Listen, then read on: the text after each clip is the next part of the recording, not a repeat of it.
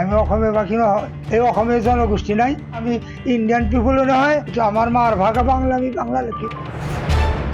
চৰম স্পৰ্ধা দুঃসাহস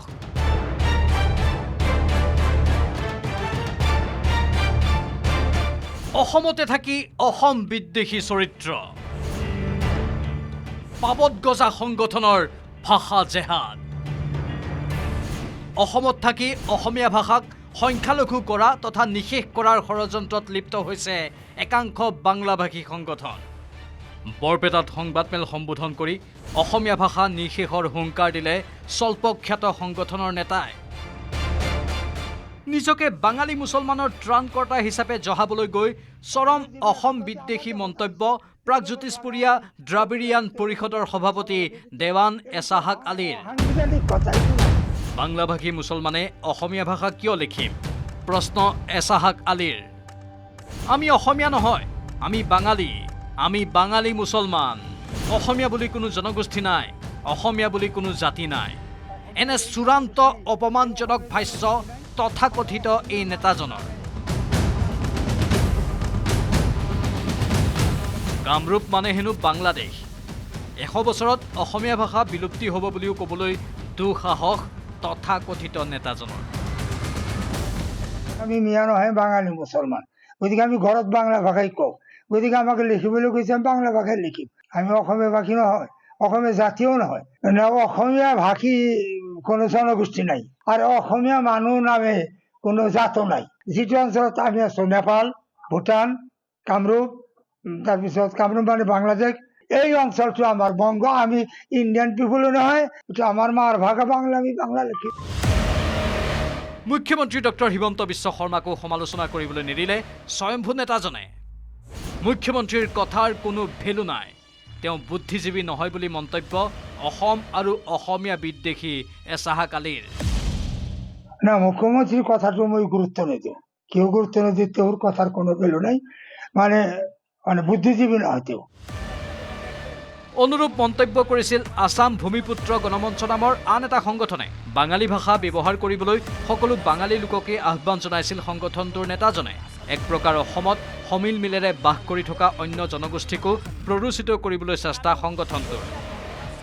লোকপিয়লত অসমীয়াৰ পৰিৱৰ্তে বাংলাভাষী বুলিয়ে লিপিবদ্ধ কৰাৰ হুংকাৰ সংগঠনটোৰ যদি আপনার গলার সাপ বেঁধে মরি তাহলে আমি আসামিজ দিতে পারবো না, কেউ আমাকে অ্যাকসেপ্ট করবে না। আমি বাংলা লিখবো, তো সত্য কথাটা যেটা তাই লিখবো, মাতৃভাষা বাংলা, যে আমার ভাষা মাতৃভাষা বাংলা, আমি আমার ঘরেও বাংলা বলবো, এনআরসিতেও বাংলা বলবো। আমাদের স্ক্রিপ্ট নিয়ে আসামিজ ভাষা, আপনারা তো জানেন বাংলার স্ক্রিপ্ট নিয়ে আসামিজ ভাষা। অসমীয়া ভাষাৰ প্ৰতি অপমানজনক আৰু বিদ্বেষী মন্তব্য কৰাৰ এই স্বয়ম্ভু নেতাৰ মন্তব্যক লৈ প্ৰতিক্ৰিয়া প্ৰকাশ কৰিলে মন্ত্ৰী অতুল বৰাই মন্ত্ৰী অতুল বৰাৰ স্পষ্ট বাৰ্তা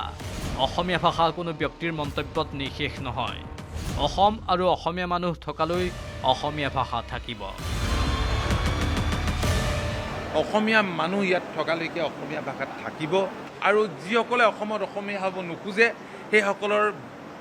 বিৰুদ্ধে আমি সদায় কঠোৰ হ'ম শাসক পক্ষৰ বিধায়কে ধিক্কাৰ জনালে অখ্যাত সংগঠনকেইটাৰ প্ৰৰোচনামূলক বক্তব্য অসমীয়া ভাষাৰ ইতিহাস আছে ভৱিষ্যতে এনে কথা নকবলৈ সকিয়নি বিধায়ক পৰমানন্দ ৰাজবংশীৰ কাৰোবাৰ শ্ৰুতলিপি মতে সংগঠনকেইটাই কাম কৰি থকাৰ সন্দেহ বিধায়ক চক্ৰ গগৈ ভৱেশ কলিতাৰ তেখেতে অসমীয়া ভাষাৰ ইতিহাস নাজানে সেইকাৰণে আবুল তাবুল বকিছে যে অসমত থাকিলে এই ধৰণৰ কথা যাতে নকয় ভৱিষ্যতে যাতে নকয় অসমীয়া ভাষা সেই দিনটোলৈ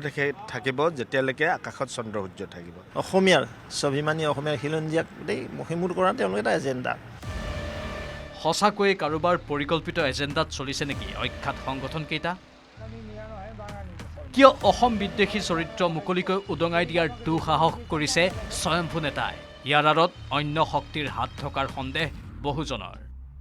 অসমতে থাকি অসমীয়া ভাষা নিষেধৰ হুংকাৰ দিয়া সংগঠনৰ বিৰুদ্ধে প্ৰশাসন তথা চৰকাৰে এতিয়াই ব্যৱস্থা নললে ভৱিষ্যতে যে অধিক অশুভ পৰিস্থিতিৰ উদ্ভৱ হ'ব সেয়া নিশ্চিত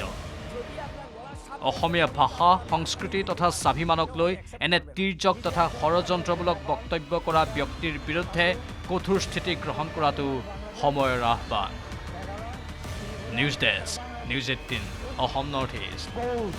এই অঞ্চলটো আমাৰ বংগ, আমি ইন্ডিয়ান পিপুলও নহয়, আমি অন্য আৰবিয়ান পিপুলো নহয় আমাৰ ভূমি আমাৰ দেশ আমাৰ দেশত যিমান মানুহ আহিছে অসমীয়া যিবিলাকে কৈছে আমাৰ দেশত আহিছে আপুনি বিচৰা বাতৰি পাব কেৱল নিউজ 18 এপত